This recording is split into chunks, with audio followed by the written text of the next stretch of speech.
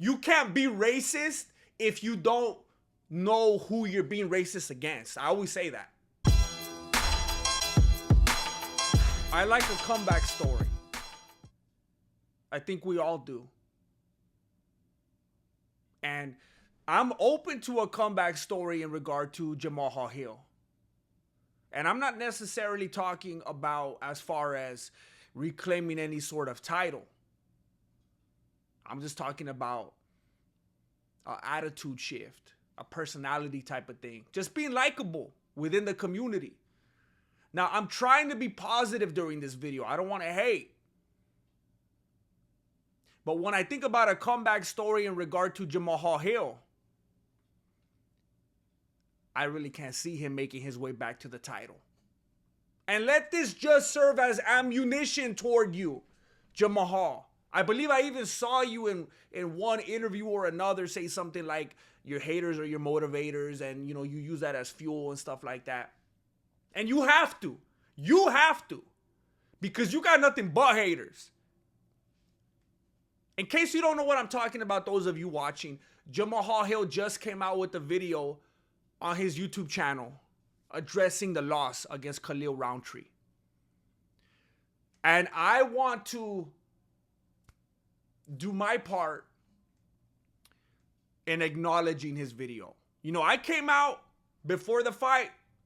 I did the stream, the Mexican Fight Companion, and I was talking papas, but justified. Justified. I'm talking peeled potatoes, like respectfully. I came correct. Like everything I was saying,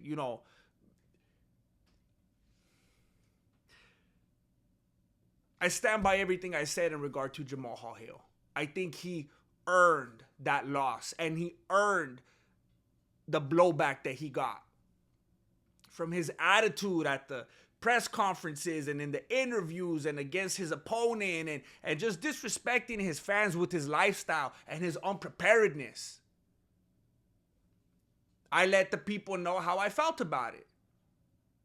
But now he comes out and he apologizes. And he's telling his fans that he didn't come correct. He's telling his fans that he wasn't prepared physically. He didn't come in the right shape. He didn't take care of himself. That he hasn't even ran in I don't know how many years since he hurt his leg.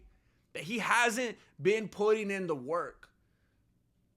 He said the same thing that they used to say about Vince Carter. That he actually said this himself in the video, that he was born with so much talent that sometimes and I'm paraphrasing here, that he was born with so much talent that sometimes he forgets to put that work in. And it was kind of a backhanded compliment to himself or something. And he gave this phrase that someone told him one time, that people with talent get outworked by people with no talent that are willing to work harder or something like, I don't know. I think he was talking about illegal aliens stealing his. I'm not exactly sure. I was trying to pin it down, but I also was playing it on 2x speed because I wanted to get to the meat of it. He was basically apologizing to his fan base. I'm trying to be respectful during this video. I've never encountered a Jamahal Hill fan. He was saying in his video, thank you for the outpour of support. Thank you for and I'm thinking he had to have someone in his camp.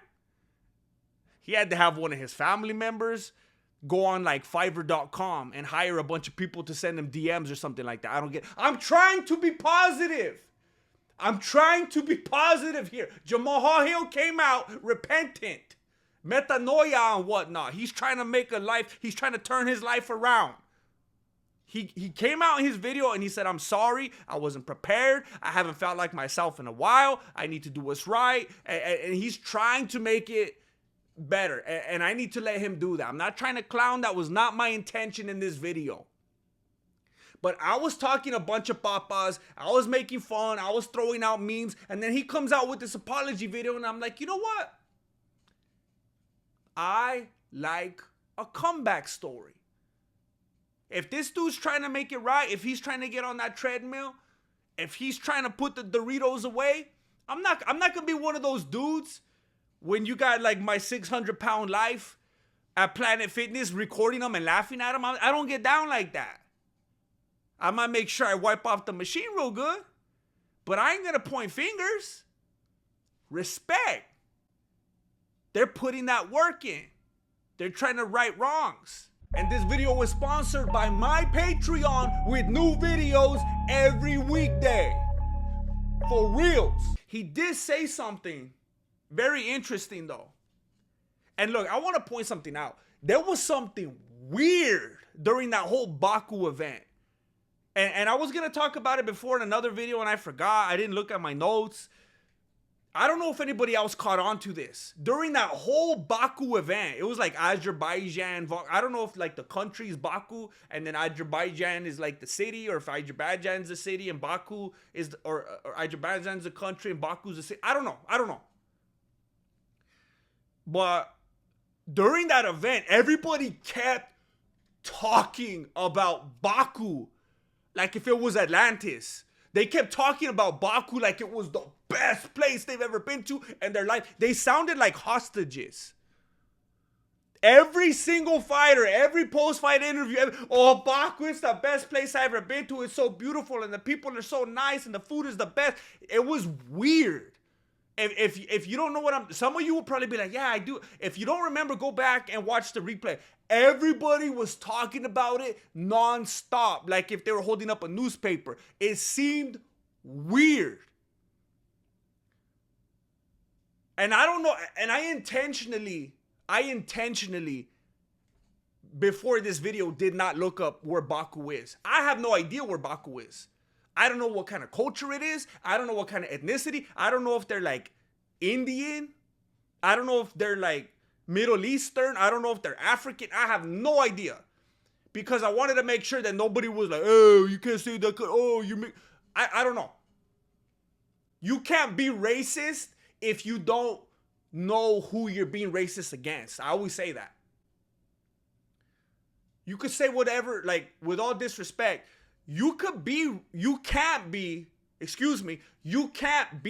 racist if you don't even know what you're being racist against. So if I say something, if I'm like, hey, I ain't going to Baku because there's something funky going on over there. They got hostages over there. You got to go by the script, homie. Sounds like North Korea over there. And if you watch all my videos, you just realize the inconsistency in regard to North Korea and propaganda, and how I already addressed that North Korea is actually the better of the Koreas.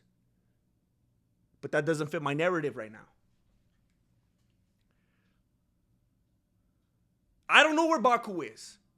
Therefore, I'm exempt from any form of racism.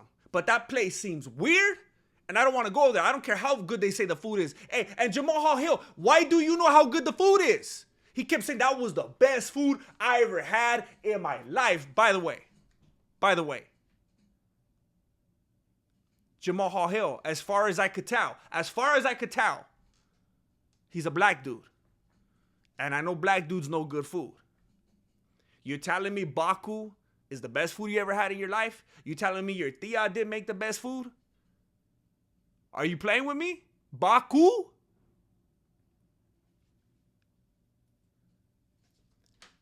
I don't know where Baku's at. But if you're Jamahal Hill and you're there to fight, and all you could talk about is how good the food was, is that why you rolled up looking the way that you did? Why did you have so much food before your fight? I probably would have left that out in the apology video.